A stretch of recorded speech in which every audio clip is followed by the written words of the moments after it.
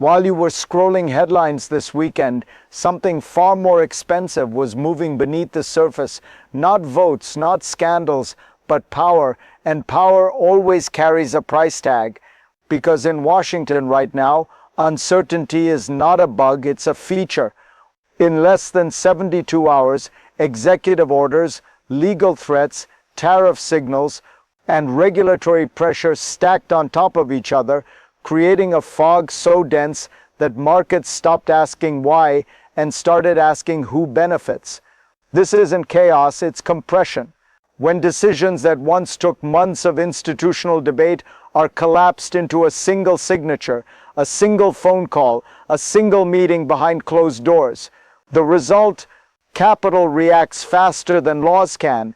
Energy companies hedge, defense stocks quietly reprice, bond traders hesitate, waiting for clarity that never comes. And here's the part no one puts on the chyron. When checks and balances weaken, negotiation doesn't disappear, it goes private. Deals don't vanish, they accelerate. Leverage doesn't shrink, it concentrates. This isn't about headlines. It's about what happens when executive power becomes a tradable asset. And nobody is talking about what it actually means for your wallet. To understand what's happening, you have to stop thinking in terms of politics and start thinking in terms of architecture. Because this isn't improvisation, it's an operating system. One refined over decades, deployed whenever power needs to move faster than institutions allow. Call it the economic operating system. A 4-stage playbook that converts political disruption into financial opportunity. Stage 1, financial isolation. Disconnect the target from liquidity, tariffs, sanctions, regulatory freezes, or legal ambiguity that scares counterparties away, not by banning capital outright, but by making it expensive to touch. Stage 2, narrative control. Sell uncertainty as necessity, stability as obstruction, speed as strength.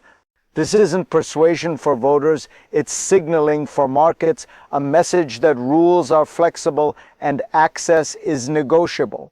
Stage 3, strategic intervention. This is where power shifts quietly, exemptions are granted, waivers appear, enforcement becomes selective. Who gets the meeting? Who gets the call? Who gets the carve-out? Stage 4, resource extraction. Contracts move, licenses reopen, assets change hands, not in public auctions, but through accelerated approvals and private agreements. Energy, defense, infrastructure, finance, the usual beneficiaries, always first in line. The public sees disorder, capital sees a familiar interface, stage after stage, cycle after cycle. This system doesn't need stability, it feeds on volatility. And once you see the pattern, you can't unsee it. To understand why this pattern matters, you have to rewind, not to ideology, but to invoices, contracts, and currency switches, because history doesn't repeat itself as tragedy. It repeats itself as balance sheets. Case 1, Iraq, oil and the dollar. In 2000, Iraq made a decision that barely registered with the public, but set off alarms inside financial institutions. Saddam Hussein announced that Iraqi oil would no longer be sold in US dollars, but in euros. At the time, Iraq sat on approximately 115 billion barrels of proven oil reserves, later revised upward to over 140 billion. Oil priced in euros wasn't just symbolic, it was contagious. If replicated, it would weaken dollar demand, challenge petrodollar recycling, and raise borrowing costs quietly, structurally, permanently. Stage 1 followed. Financial isolation through sanctions, frozen accounts, blocked trade channels. Stage 2 followed quickly. A narrative of urgency, weapons instability, timelines compressed. Within weeks of intervention, the Iraqi state collapsed, not in a cinematic way, but administratively. Ministries dissolved, oversight vanished, and contracts were rewritten. Stage 4 came fast. By 2004, oil concessions were open to foreign firms. ExxonMobil, Chevron, BP, Shell, and total secured access through production sharing agreements, once unthinkable. Oil sales reverted to dollars. The euro experiment ended without ceremony. Stage 4 complete. Pattern verified. Case 2, Libya, gold, not oil. Libya's reserves weren't just underground, they were vaulted. By 2010, Libya held approximately 143 tons of gold, one of the largest reserves in Africa. Muammar Gaddafi's proposal was radical but precise, a gold-backed dinar used to settle African energy trade outside the dollar and the euro. This wasn't theory, it was infrastructure planning. Bilateral discussions, clearing mechanisms, and regional alignment were already underway. Stage 1 arrived as asset freezes. An estimated $50 billion in Libyan sovereign assets were immobilized almost overnight. Stage 2 reframed the situation as a moral emergency. Language tightened, timeline shortened, alternatives disappeared.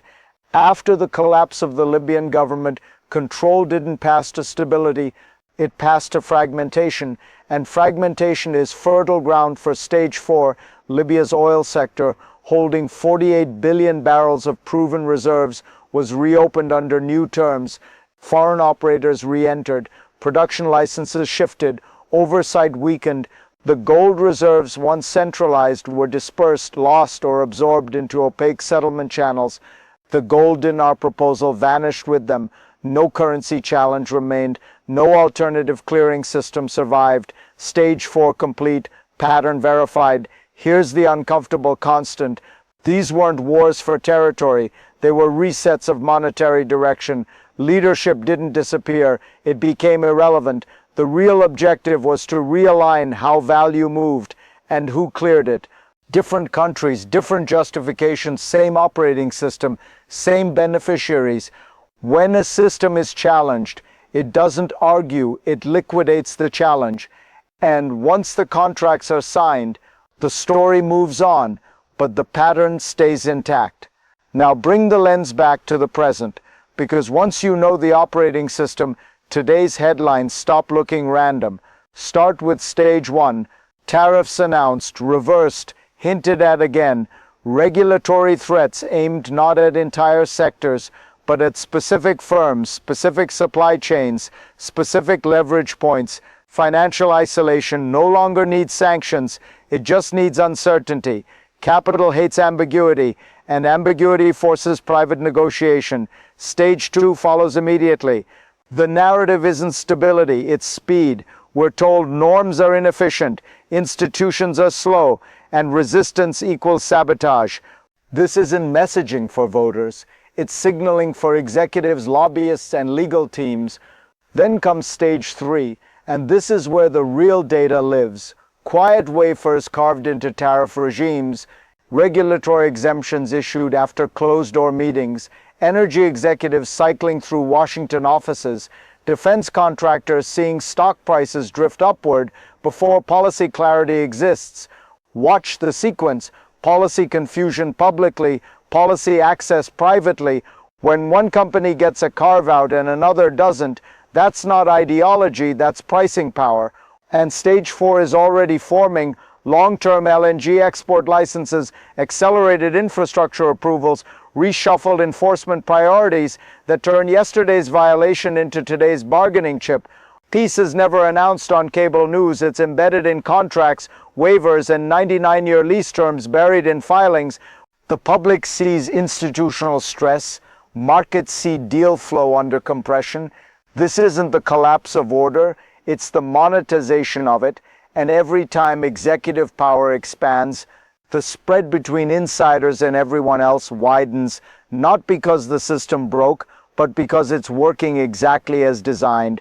Here's where the story stops being abstract, because this system doesn't just reshuffle power, it invoices you for it. When volatility becomes policy, prices don't stabilize, they oscillate, and every oscillation is a transfer. Start with energy, uncertain tariffs, selective waivers, and accelerated approvals. Don't lower fuel costs, they widen spreads. Oil majors hedge successfully, refiners pass risk downstream. You absorb it at the pump, quietly, weakly, relentlessly. Then comes inflation, not the headline kind driven by demand, but the structural kind driven by unpredictability. Businesses price in executive risk, regulatory whiplash, and overnight rule changes. That premium doesn't hit earnings first, it hits consumers. Your groceries, insurance, utilities, they all carry a volatility surcharge. Now look at your investments. 401ks and pension funds don't benefit from chaos. They require stability. When capital rotates toward defense, energy, and regulatory arbitrage, broad market growth thins, concentration increases. The winners aren't better companies, they're better positioned ones. Firms with lobbyists, legal teams, and proximity to power. Everyone else pays through dilution, fees, and inflation drag. This is how wealth transfers without a vote, not through confiscation but through repricing. They win by moving first, you lose by standing still, because when executive power becomes a lever, markets stop rewarding productivity and start rewarding access. And access has always been the most expensive commodity in the system. This is the part where most stories end, with outrage, with fatigue, with the hope that things will somehow return to normal. But systems don't rewind, they only update. Once the pattern is deployed, it doesn't disappear with an election cycle, it becomes precedent. The operating system creates the transfer not through force, but through timing, not through headlines, but through contracts. You can't stop it because it isn't a conspiracy, it's an incentive structure, but you can see it coming. Watch where uncertainty is introduced, watch where exemptions quietly appear, watch which balance sheets improve before policy is explained. That's where the real decisions are being made. The pattern creates the wealth transfer. You can't stop it, but you can see it coming. And in a system that feeds on volatility, awareness isn't paranoia, it's protection. If you want to stay ahead of the next stage, not emotionally but financially, subscribe and learn to follow the money before it moves.